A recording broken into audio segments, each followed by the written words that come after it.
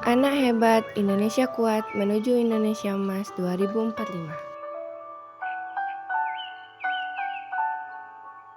Setiap perubahan besar selalu dimulai dari satu langkah kecil.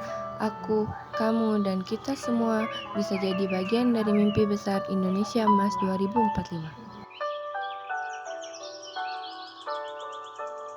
Kepedulian adalah langkah dari perubahan, mulai dari hal kecil seperti membuang sampah pada tempatnya dan peduli lingkungan.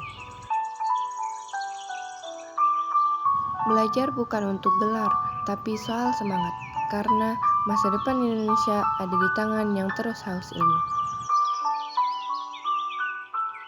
Gunakan suaramu untuk menyebar kebaikan di dunia nyata, karena kata-kata punya kekuatan.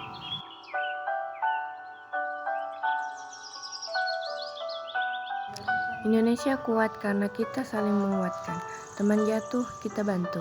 Teman lelah, kita semangati, karena kita saudara sebangsa.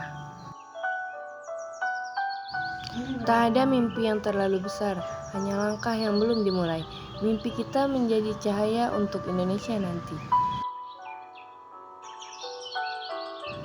Karya bukan soal sempurna, tapi soal mencoba, karena bangsa besar adalah bangsa yang terus bergerak. Cinta Indonesia bukan cuma di upacara, tapi di setiap hal kecil yang kita lakukan untuk negeri ini.